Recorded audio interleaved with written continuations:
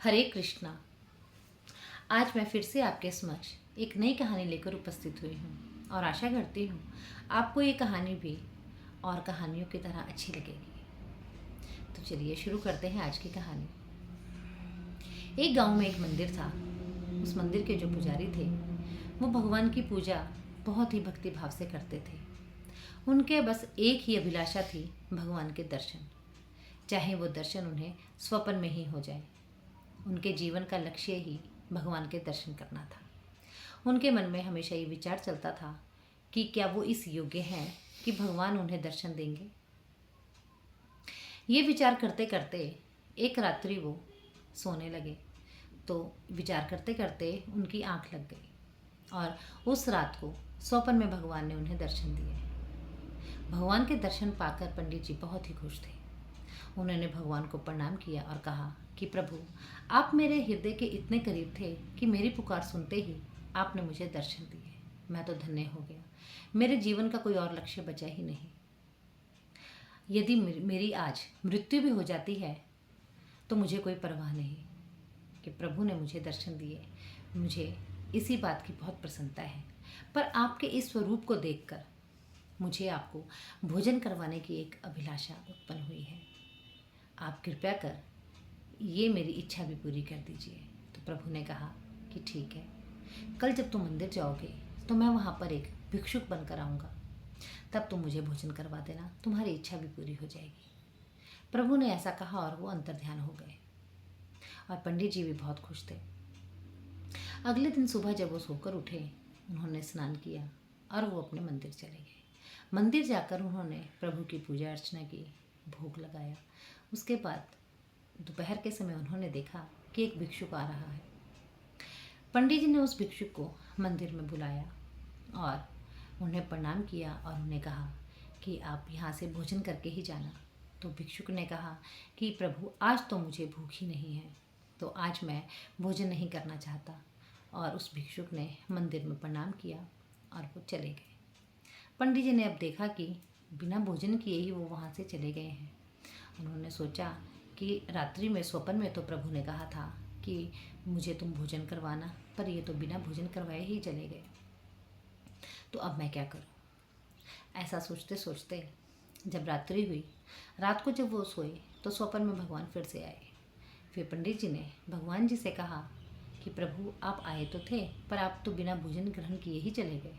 तो प्रभु ने कहा कि मैं आया था, भोजन कैसे करवाना है ये तो अब तुम्हारे हाथ में ही था कि तुम मुझे भोजन किस तरह से करवाओगे। मुझे भोजन के लिए कैसे तुम आग्रह करोगे, वो तो तुम्हारे हाथ में है। तो पंडित जी ने कहा कि प्रभु, अब मैं क्या करूं? तो भगवान ने कहा कि कोई बात नहीं, मैं कल फिर से आऊँगा, तो मुझे भोजन करवा देना। अब पंडित जी ने कहा कि ठीक है। अगले दिन वो भिक्षुक फिर से मंदिर में आए। अब पंडित जी ने भिक्षुक जी को प्रणाम किया और कहा कि आप बैठिए। आज मंदिर में भगवान का प्रसाद बना है जिसे सभी जनों में वितरित किया जा रहा है और बिना भोजन किए यहाँ से कोई भी नहीं जा रहा। तो इसलिए आपसे एक विनती है कि आपको चाहे भूख लगी है चाहे नहीं, पर आप आज का दिन का जो भोजन है वो यहाँ से करके ही जाएंगे। तो भिक्षुक ने उनकी बात मान ली, भोजन किया। भोजन करने के बाद वो वहाँ से चले गए। पंडित जी ने उन्हें भोजन करवाने के बाद बहुत ही प्रसन्न हुए, पर प्रसन्नता के साथ साथ एकदम से उनके मन में विचार आया कि जिन्हें मैंने भोजन करवाया है, क्या सच में ये मेरे प्रभु जी थे या कोई साधारण मनुष्य ही था। अब ये सोचते हुए वो अपने रात को अपने घर चले गए। रात को जब वो सोने लगे तो फिर से स्वप्न में भगवान आए। पंडित जी ने भगवान जी से कहा कि प्रभु, क्या जो भिक्षुक मेरे मंदिर में आए थे, जिन्हें मैंने भोजन करवाया, मेरे मन में उन्हें भोजन करवाने के बाद ये शंका हुई कि क्या वो आप ही थे या वो कोई साधारण मनुष्य था। तो प्रभु मुस्कुराए और कहा कि देखो, मैं तो आया था, पर मुझे तुमने भोजन भी करवाया, पर भोजन करवाने के बाद तुम्हारे मन में ये शंका उत्पन्न हुई कि क्या वो मैं हूँ या कोई साधारण मनुष्य। मैं तुम्हारे पास होते हुए भी मैंने तुम्हें खुद कहा था कि मैं आऊँगा, पर उसके बावजूद भी तुम्हारे मन में शंका उत्पन्न हुई इसका मतलब कि तुम्हारे जो नेत्र हैं वो अभी भी बंद हैं, तुमने मुझे पहचाना ही नहीं। तो पंडित जी ने ये बात सुनकर प्रभु के चरण पकड़ लिए और कहा कि मुझे माफ़ कीजिए प्रभु, आज के बाद हर इंसान में, हर जानवर में, हर पशु पक्षी में मैं आप ही के स्वरूप को मानूंगा और आप ही के स्वरूप को जानते हुए मैं सबको भोजन भी करवाऊंगा। आप मुझे माफ़ कीजिए, जब तक मेरा ये जीवन रहेगा मैं सब में आप ही को देखूंगा।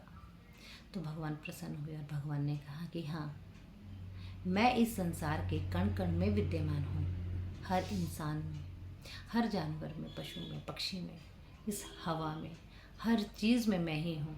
बस मुझे जानने के लिए उस नेत्रों की ज़रूरत है, और वो नेत्र शायद तुम्हें आज मिल गए हैं। तो पंडित जी ने कहा कि हाँ प्रभु, मैं धन्य हुआ और मैं आज के बाद हर मनुष्य में आप ही को देखूंगा। ये कहकर प्रभु अंतर ध्यान हो गए। आप सबको ये कहानी कैसी लगी?